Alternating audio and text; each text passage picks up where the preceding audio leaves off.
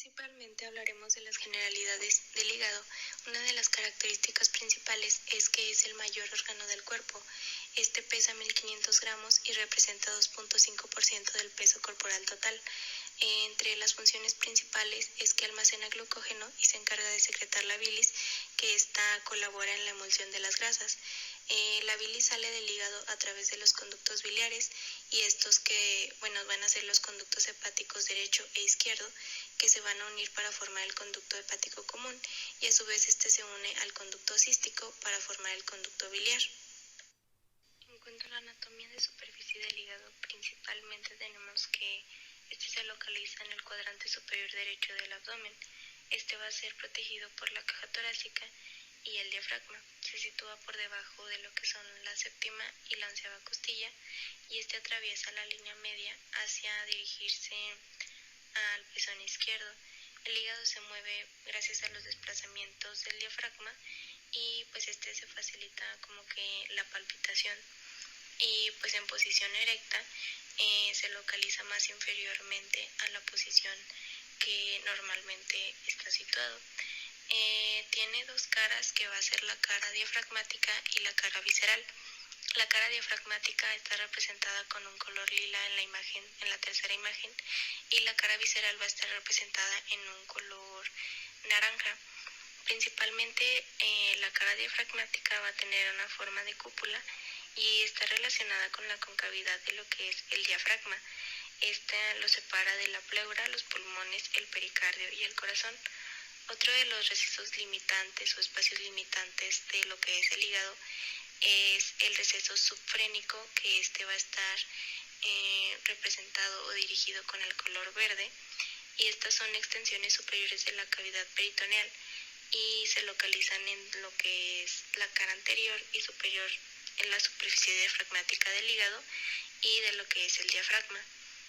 Van a estar separados por el ligamento falciforme, que se extiende entre el hígado y la pared anterior del abdomen. Otro de los espacios limitantes es el receso hepatorrenal, que este va a estar dirigido en un color amarillo, y esta pues es una extensión postero superior del espacio subhepático, que se encuentra en la parte derecha de la cara visceral del hígado, del riñón y de lo que es la glándula suprarrenal, en este caso derechos. Todos los recesos de lo que es la cavidad peritoneal o del que se encuentra limitando el hígado, estos tienen un contenido de líquido peritoneal que los ayuda a lubricar las membranas peritoneales adyacentes. Lo que es también la cara diafragmática del hígado va a estar cubierta por peritoneo visceral, excepto pues posteriormente, que va a tener o va a estar denominando lo que es el área desnuda del hígado. Bueno, entonces esta área desnuda del hígado va a estar en contacto directo con lo que es pues el diafragma, y esta va a estar delimitada por las reflexiones del peritoneo. Va a tener dos hojas, que son las hojas anterior y posterior o superior e inferior de lo que es el ligamento coronario, que se pueden apreciar en la tercera imagen cerca del área desnuda del hígado. Entonces estas se encuentran en el lado derecho para formar lo que va a ser el ligamento triangular derecho, y divergen hacia la izquierda para englobar el área desnuda triangular, que cerca del vértice estas hojas anterior y posterior o superior e inferior van a formar, del ligamento coronario, en el lado izquierdo van a encontrarse para formar el ligamento coronario izquierdo. Y la vena cava inferior cruza profundo al surco de la vena cava y está situado en el área desnuda del hígado. Aquí se puede apreciar las uniones de lo que es el ligamento coronario y las hojas, o sea, las hojas anteriores y posteriores o superior e inferior.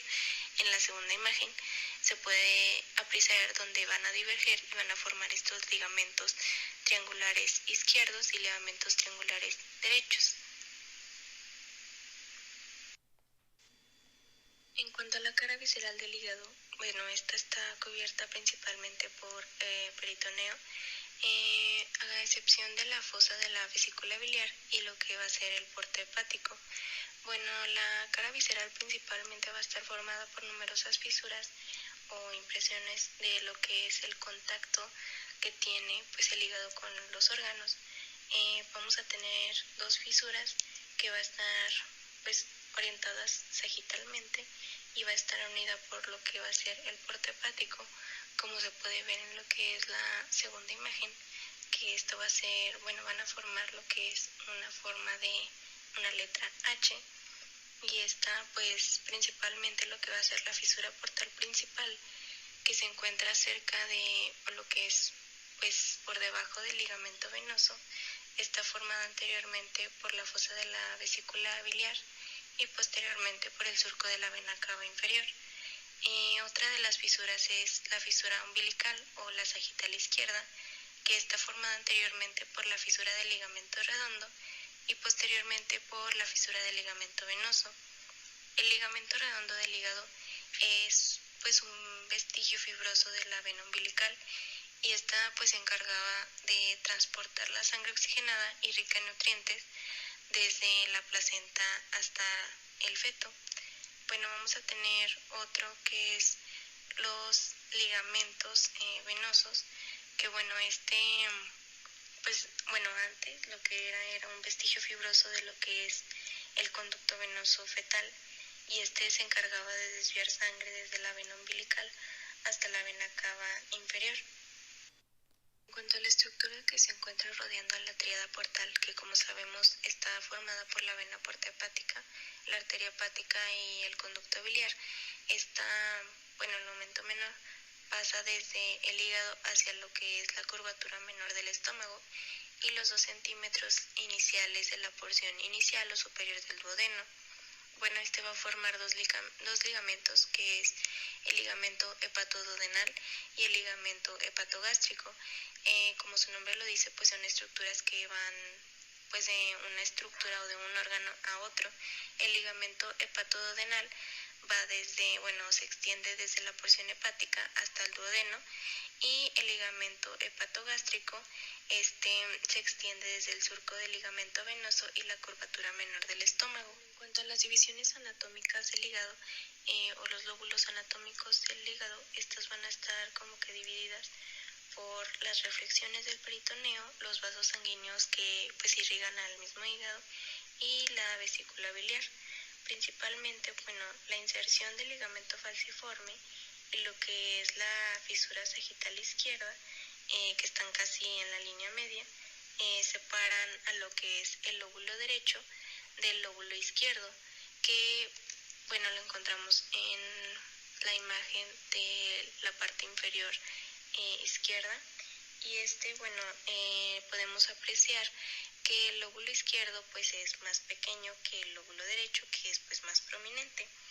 Bueno, en cuanto a las fisuras portales principales y bueno, la umbilical, estas están a cada lado de los lóbulos accesorios, que bueno, están separados del porte hepático, que bueno, es lo que ya mencionamos, que son las fisuras que tienen en forma de H, y esto van a separar lo que son otros dos lóbulos, que van a ser el lóbulo caudado y el lóbulo cuadrado. Estos van a ser, bueno, lo que es el lóbulo caudado va a emitir una forma de proceso papilar, que lo podemos observar en la imagen inferior derecha, y este proceso papilar pues es como una cola de lo que es el lóbulo caudado. Bueno, entonces el lóbulo derecho o lóbulo caudado, está conectado con un proceso caudado que se extiende hacia la derecha entre la vena cava inferior y el porta hepático. Bien, pues vamos a comenzar con los vasos sanguíneos correspondientes al hígado. El primero va a ser la arteria hepática propia. La arteria hepática propia, como se ve aquí en esta imagen, aquí ya me di a la tarea de colorear algunas de las ramas. Es primero que nada, el mero origen es en el tronco celíaco. Luego de ahí va a dar rama a la arteria hepática común, que aquí no la señalan, pero la marqué en amarillo. en el color como amarillito. Y luego la arteria hepática común va a dar su rama, que es la arteria supraduodenal. Aquí está marcada en rosa, en un color rosado. Después de dar la rama supraduodenal, la sección siguiente, esa ya va a ser la arteria hepática propia. La arteria hepática propia luego se va a dividir en dos ramas, en la arteria hepática derecha y la izquierda, como vemos aquí. Si hacemos un acercamiento, de hecho de la derecha va a surgir una rama importante, que es la arteria cística. La arteria cística, que vamos a ver más adelante, que tiene que ver con la vesícula biliar. Ahí está. En cuanto a las venas, está la vena hepática porta. La vena hepática porta se va a dar por la unión de dos venas. La vena esplénica, que es la que vemos ahí en rojo, la que viene del vaso a la derecha, y una que viene inferiormente, que es la vena mesentérica superior. Entonces, la unión de la vena mesentérica superior y la vena esplénica van a dar lo que es la vena hepática porta. Ahí la estoy marcando. Es una vena pues corta, realmente es corta. Dice el libro que tiene aproximadamente de 5 a 8 centímetros, me parece. Y está marcada ahí como en un verde, como en un color verde. Ya más adelante ambas, la vena hepática porta y la arteria la vena hepática porta y la arteria hepática propia, a la altura de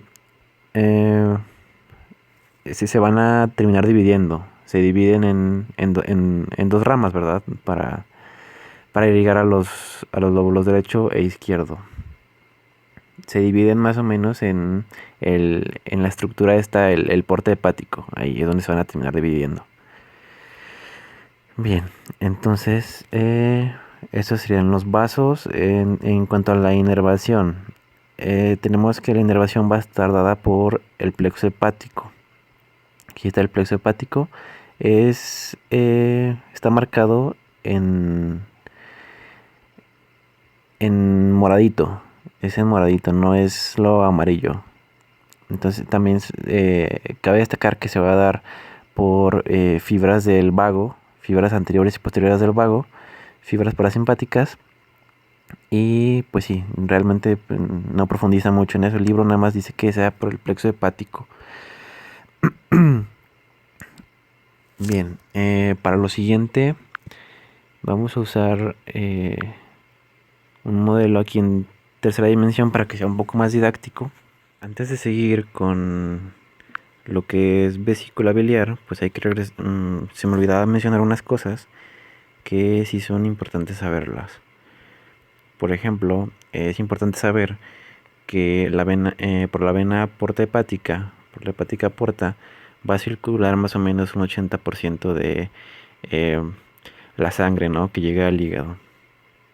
Va a tener, pues, realmente pues va a estar oxigenada en gran parte. Dice que tiene creo que un 40% más de oxígeno que la demás sangre que regresa al corazón por el circuito sistémico.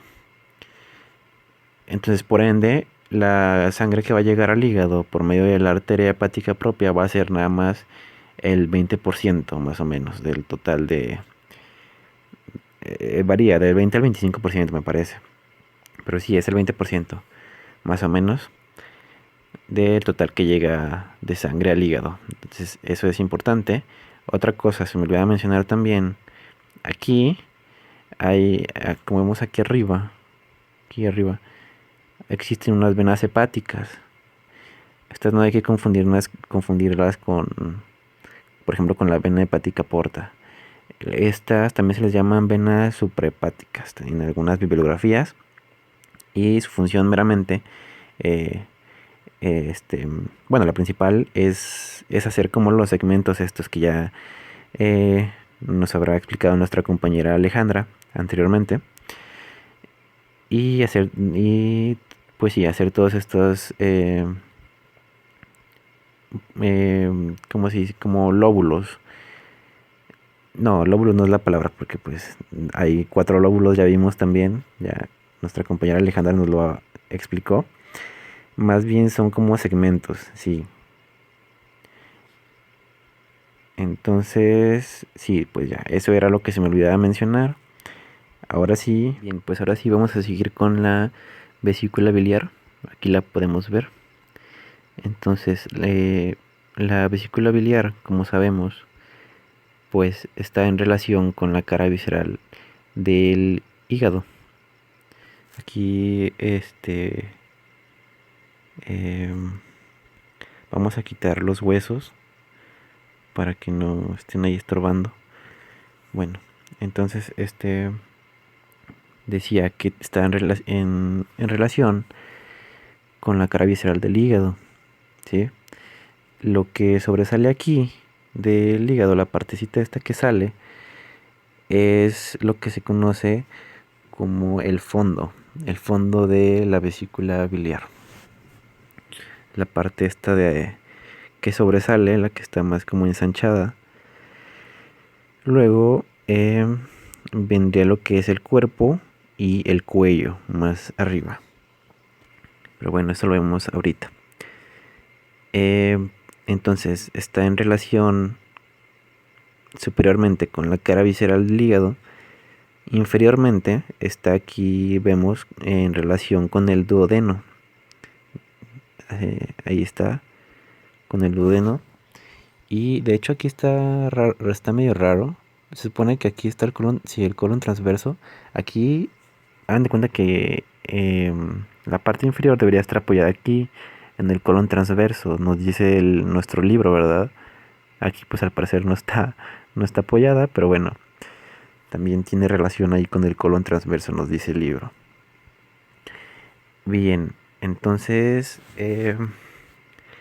empecemos por hablar de los conductos biliares. Entonces, los conductos biliares, vamos aquí a quitar otra capa. Vamos a quitar el hígado para poder ver los conductos biliares. Cabe destacar que hay una parte que es meramente histológica, en la cual se nos dice que el bilis, quizás sea un error que podemos cometer, pensar que el bilis se secreta, decir que se produce en la vesícula biliar, ¿verdad? Lo cual sería incorrecto. La bilis se produce en las células del hígado, en el hígado, digamos, como la célula funcional del hígado, se podría decir, que son los hepatocitos. Los hepatocitos son los que secretan el bilis. El bilis se va a unas estructuras que serían los conductillos biliares. Los conductillos biliares van a los conductos hepáticos derecho e izquierdo. Y luego, pues ya viene como que lo macro, ¿no? Porque pues realmente lo primero es meramente histológico. Entonces aquí ya podemos hacer el seguimiento. Primero estaría el conducto hepático izquierdo, ahí está, lo estoy señalando. Ahora estoy señalando aquí el conducto hepático derecho. Y luego, cuando se juntan, dan el conducto hepático común. Ahí lo estoy señalando. Aquí. Ahí. Luego, de aquí de la vesícula biliar sale otro conducto. Este se va a llamar el conducto cístico. Aquí lo estoy señalando. Entonces, cuando se junta el conducto hepático común con el conducto cístico, ahora sí, ya se va a dar el conducto biliar o también conducto colédoco, también se le conoce. Este ya es el conducto que va a llevar la bilis a lo que sería el duodeno, ¿verdad? Más específicamente en su porción descendente. Bien, entonces aquí vamos a quitar el páncreas, su cara posterior, para poder apreciar bien esto, ¿no? Aquí, listo. Ya, aquí está. Entonces, cuando va bajando el conducto colédoco, se va a juntar con el conducto. Aquí está, el nombre está al revés, ¿eh? Aquí está mal, es un error de aquí de la aplicación. Este es el conducto de Wilson. No es el de Santorini es este, pero aquí los ponen al revés, no sé por qué. Entonces, cuando se junta el conducto de Wilson, que también es el conducto pancreático principal, que se le conoce como conducto pancreático principal, con el conducto colédoco, ahora sí se va a dar lugar a una estructura que se conoce como la ampolla de Vater, la ampolla hepatopancreática. Sí, es el otro nombre. Entonces, cuando se juntan, dan la ampolla de Vater. A ver si aquí, déjenme ver si la puedo marcar. Bueno,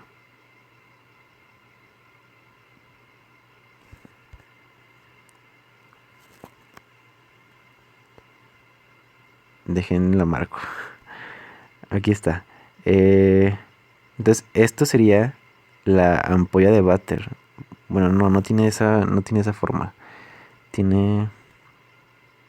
Sería algo así. Sería algo así.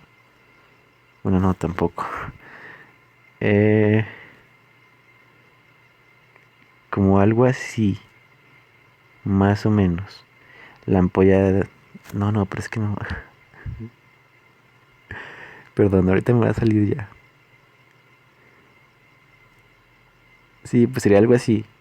Aquí lo importante es, pues sí, ¿no? Saber que la ampolla de Vater, la ampolla hepatopancreática, la ampolla hepatopancreática, pues sí, ¿no? Se da por la unión del conducto colédoco con el conducto pancreático principal, ¿sí? Y aquí, pues, es la forma, ¿no? En la que, por medio de otra estructura que está más aquí adelantito, de la ampolla de Vater, que es la papila duodenal mayor. Sí, la papila duodenal mayor, pues se va a llegar, ¿no? Lo que es la bilis a la porción descendente del duodeno. Entonces, sin embargo, pues a lo mejor se preguntan, ¿no? Pues cómo pues siempre hay bilis, ¿no? Siempre hay bilis en el duodeno. Lo cual, pues no, es incorrecto porque ya sabemos que nada más hay bilis en el duodeno en ocasiones muy específicas.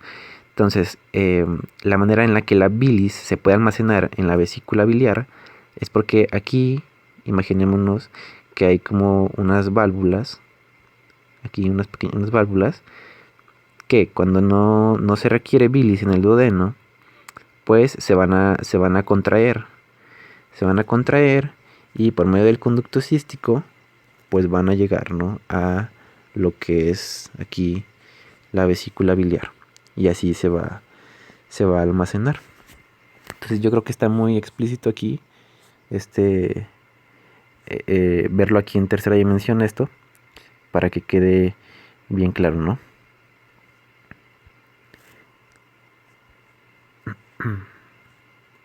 Bien, ya para continuar, correspondría lo que es la irrigación de la vesícula biliar, de otras estructuras como el conducto cístico, y ya le voy a dar agilidad porque ya me voy pasando de tiempo.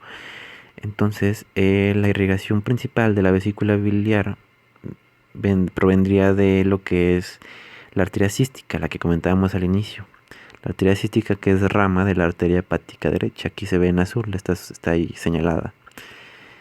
Entonces, es cierto que otras partes, por ejemplo, la parte posterior del conducto cístico, su irrigación provendría de la gastroduodenal. Aquí no está señalada, pero pues ahí la pueden seguir el puntito de la gastroduodenal. El cuerpo, si no estoy mal, esa es de la pancreatoduodenal, de la posterior superior. Sí, estoy casi seguro que es esa. Y sí, eso es lo importante. Aquí es importante, el libro nos señala que la arteria cística está dentro de lo que se conoce como el triángulo de Calot. El triángulo de Calot se delimita por lo que es, la región inferior del hígado, en su cara visceral, luego el conducto cístico y lo que es el conducto hepático común. Esas son las delimitaciones, y dentro, pues está, dentro de ese triángulo está la arteria cística, ¿sí? De hecho, ahí vemos en azulito la arteria cística, arribita, que es la porción inferior del hígado, sería una de las caras. Ahí vemos también, ahí se alcanza a ver perfecto el conducto hepático común. Esa sería otra cara del triángulo, otra línea del triángulo. Y el conducto cístico, ese sería la otra línea del triángulo, teniendo como contenido pues la arteria cística. Y nos menciona el libro que la arteria cística está inmersa, ¿no?, en ese triángulo, el triángulo de Calot. Las venas, aquí la vesícula biliar, lo que es el fondo y el cuerpo, las venas van a drenar directamente en la porción visceral del hígado por medio de venas císticas, por estas pequeñas venitas, ahí se ven, y pues esas no hay pierde, pues son directo al hígado, así drenan. Las otras sí son las que varían, las que vienen del cuello, de la porción del cuello y del conducto cístico. Esas sí las drenan otras venas, las drenan venas que son las venas císticas posteriores y anteriores. Ahí se ven, ahí, para que las sigan. Entonces luego van a anastomosarse y llegar al hígado por medio de la vena hepática porta. Así son las dos maneras en las que se obtiene el drenaje venoso de la vesícula biliar, por medio de las venas císticas, estas chiquitas, y las venas císticas anterior y posterior. ¿Sí? Las chiquitas, las de acá, esas, pues acuérdense que son para el fondo y para el cuerpo. Las otras son para lo que es el cuello y el conducto cístico. Los casos clínicos correspondientes al tema de hígado. Vamos a comenzar con la rotura del hígado.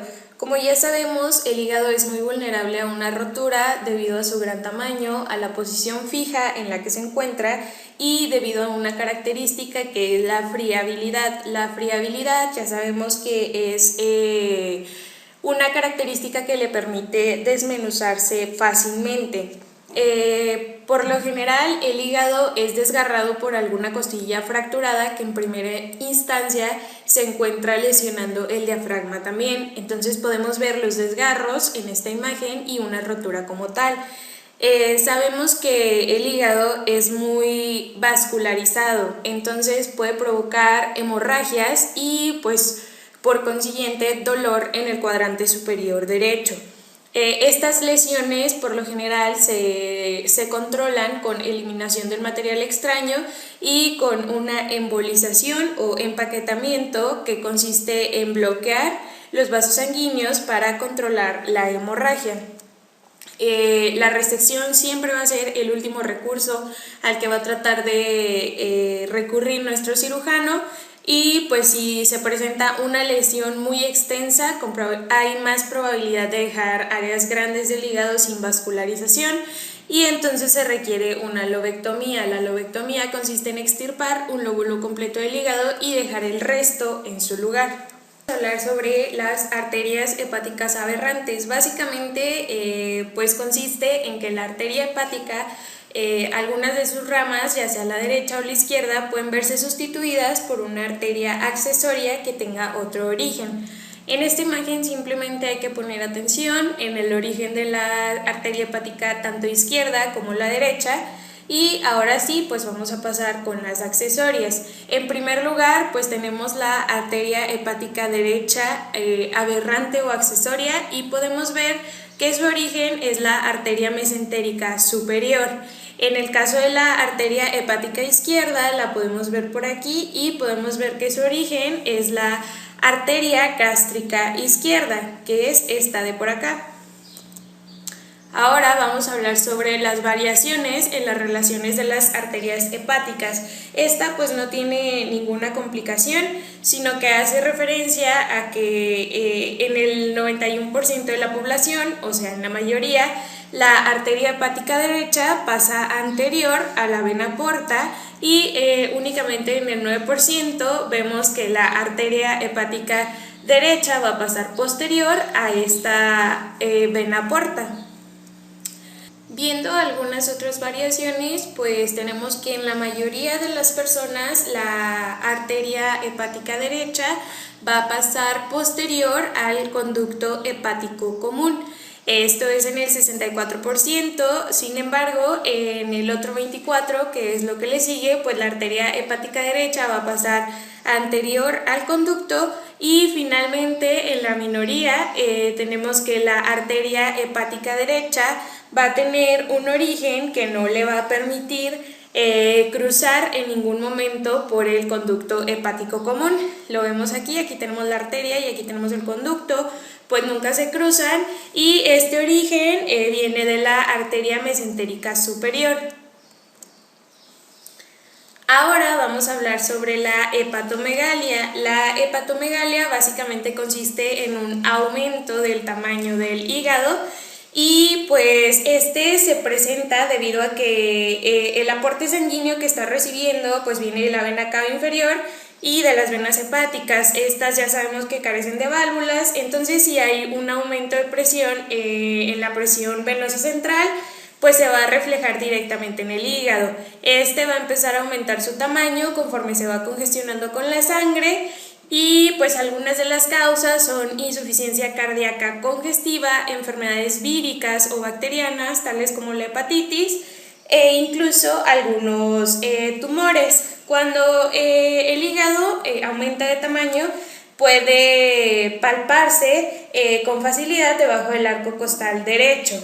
Y vamos a hablar sobre los tumores específicamente. Ya sabemos que el hígado es una localización frecuente de carcinomas metastásicos que pues se ubican en el parénquima del hígado. Lo podemos ver en esta imagen más o menos.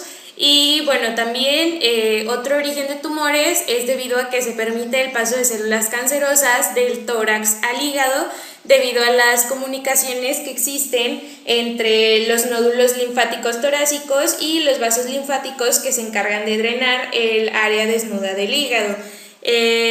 Bueno, algunas de las causas que tenemos, ya lo habíamos mencionado, pues son los tumores como tales, y algunas de las consecuencias, pues tenemos dolor en las costillas inferiores, dolor en el hipocondrio derecho, flato, que es como una punzada en el costado, y pues los tumores, que ya lo mencionábamos.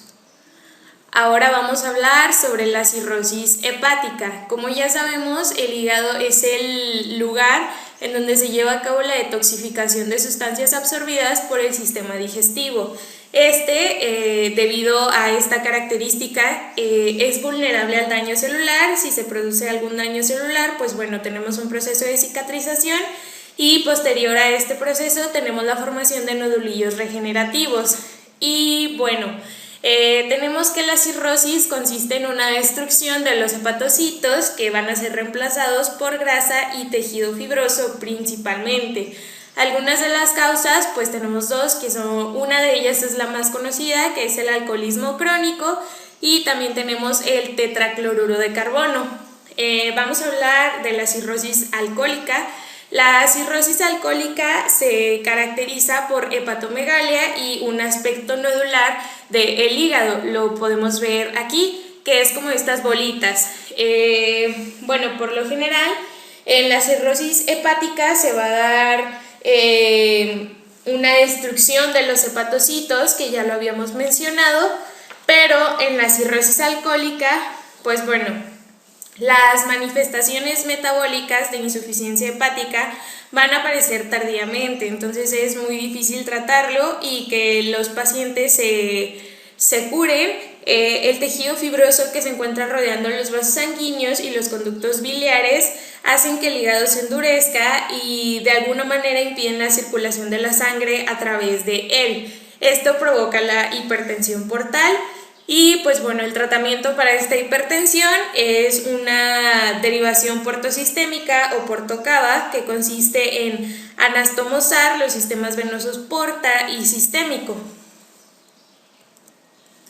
Y pasando con la biopsia hepática, pues bueno, la biopsia hepática es un procedimiento por el cual se busca obtener tejido hepático con fines diagnósticos. Y bueno, antes de realizar esta biopsia, se le va a pedir al paciente que haga una aspiración completa y que contenga la respiración, esto con la finalidad de disminuir y reducir el receso costodiafragmático y de alguna manera pues alejar la posibilidad de dañar el pulmón y contaminar la cavidad pleural.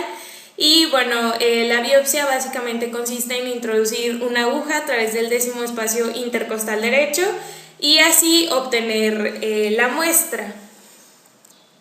Ahora vamos a hablar sobre la vesícula biliar móvil.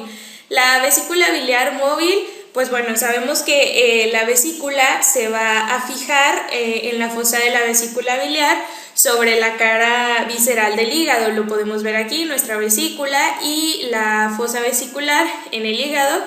Y sin embargo, en un 4% de las personas la vesícula se encuentra suspendida del hígado por un corto mesenterio.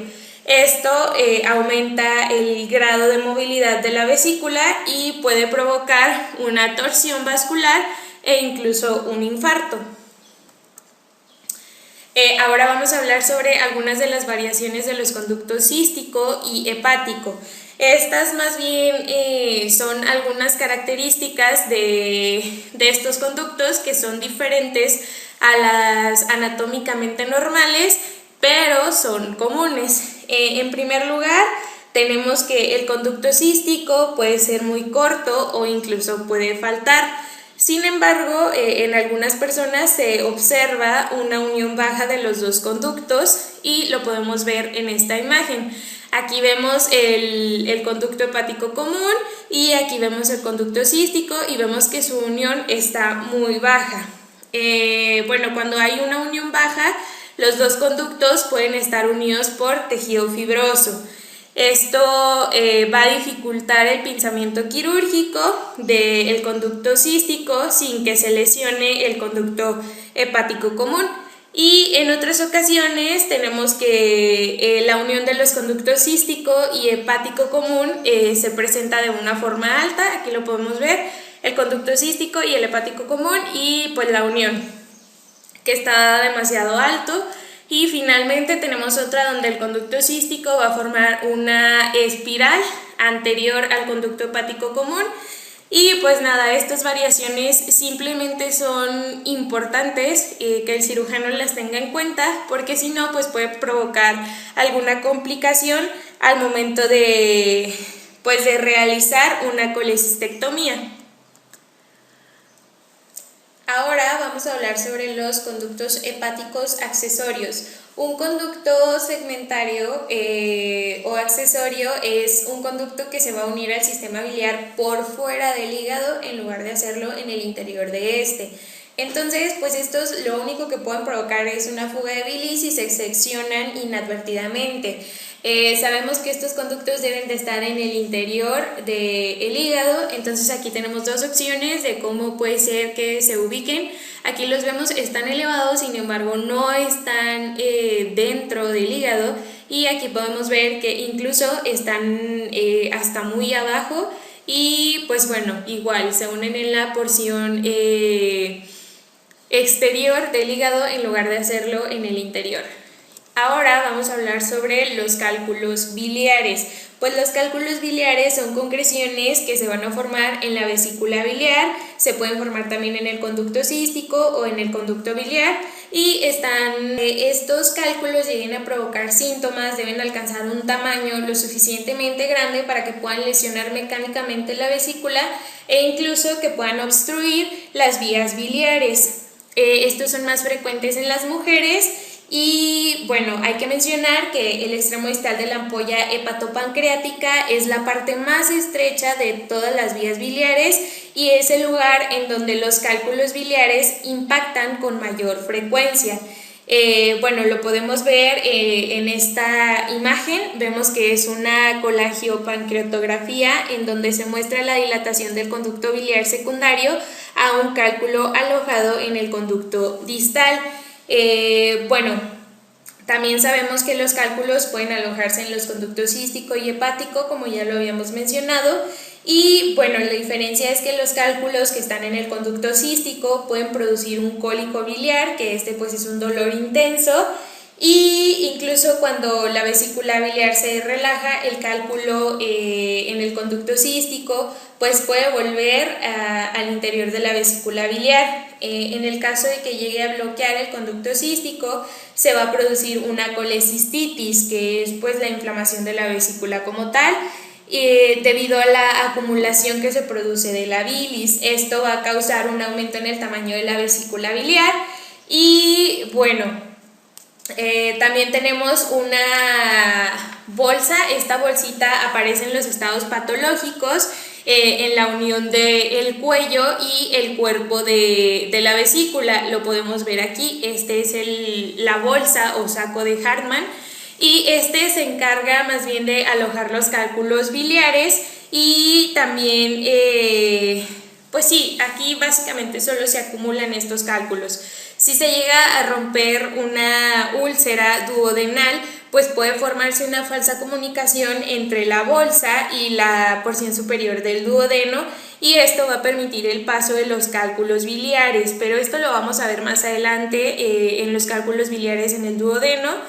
Y bueno, el dolor de la impactación de la vesícula biliar se va a producir principalmente en la región epigástrica, pero puede desplazarse a la región hipocondríaca derecha. Y bueno, a la inflamación de la vesícula biliar pues puede causar principalmente inflamación y pues también puede causar dolor en la pared posterior del tórax. Hay que recordar que si la bilis no puede salir de la vesícula biliar, va a entrar en la sangre y va a causar ictericia. Aquí puse un ejemplo de un adulto mayor, esto pues ya es una ictericia muy grave, se puede ver la pigmentación amarillenta en los ojos y en la piel y bueno, aquí lo podemos ver un poquito más leve, podemos ver cómo es un individuo normal y cómo es con ictericia. Ahora vamos a hablar de los cálculos biliares en el duodeno. Estos pues es cuando la vesícula biliar se va a dilatar, se inflama, entonces como ya sabemos, esta inflamación pues puede estar adyacente a algunas vísceras y esta inflamación mantenida pues puede destruir los límites entre la vesícula biliar y la porción del tubo digestivo a la que se encuentra adyacente y puede producir la formación de una fístula colecistoentérica. Esta fístula puede permitir que haya una comunicación e incluso permite que un cálculo de gran tamaño pueda llegar al tubo digestivo. Este tipo de fístulas también permiten el paso de gas desde el tubo digestivo a la vesícula biliar. Y bueno, aquí lo podemos ver donde tenemos a nuestra vesícula biliar patológica, vemos el cálculo y vemos la fístula. La fístula pues permite el paso de este cálculo biliar, vemos que se encuentra en la porción superior del duodeno. ¿Y por qué? Pues porque la porción superior del duodeno y el colon transverso son las localizaciones más frecuentes en las que se presentan este tipo de fístulas. Cistectomía. Este pues es un procedimiento laparoscópico en el cual se le practica a las personas que sufren cólicos biliares graves y en este pues se extirpa la vesícula biliar. Hay que recordar que aquí se debe diseccionar cuidadosamente el triángulo cisto-hepático para mantener a salvo algunos de los límites, tales como el conducto cístico, el conducto hepático común y el hígado.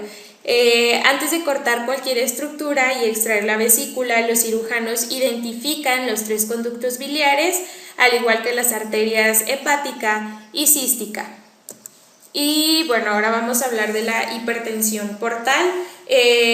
Cuando la cicatrización y la fibrosis de la cirrosis se encuentran obstruyendo la vena porta en el hígado, pues va a aumentar la presión en la vena y sus tributarias y de este modo pues se produce este tipo de hipertensión. Sabemos que el gran volumen de sangre que se encuentra fluyendo desde el sistema porta al sistema sistémico hace que se formen un tipo de venas varicosas, en especial en el esófago. Las podemos ver aquí en esta imagen. Estas venas pueden estar tan dilatadas que sus paredes pueden romperse y causar una hemorragia. Este tipo de hemorragia de las varices esofágicas se producen en el extremo distal del esófago y por lo general es muy grave y puede llegar a ser mortal. En casos de que se presente un tipo de obstrucción portal grave, las venas de la pared anterior del abdomen se suelen anastomosar y pueden volverse varicosas y adoptar un aspecto similar a serpientes que irradian en la piel y pues se encuentran rodeando al ombligo. Este signo clínico se conoce como cabeza de medusa. Aquí podemos ver la representación y aquí lo podemos ver en la vida real. Y finalmente pues vamos a hablar sobre las derivaciones portosistémicas. Estas derivaciones pues implican anastomosar ciertos sistemas venosos con la finalidad de reducir la hipertensión portal. Tenemos la anastomosis portocava o derivación portosistémica. Esta se puede llevar a cabo debido a que los vasos se encuentran cerca el uno del otro. Otra forma de disminuir este tipo de presión es unir las venas esplénica y renal izquierda a fin de efectuar una esplenectomía. Esto es una anastomosis o derivación esplenorrenal. Y también pues estos métodos se sustituyen casi totalmente por el trasplante hepático. Algunas veces es precedido por una derivación portosistémica intrahepática transyugular mientras se obtiene una donación de hígado. Y aquí podemos ver las imágenes en las cuales pues se realizan estas derivaciones y pues esto sería todo.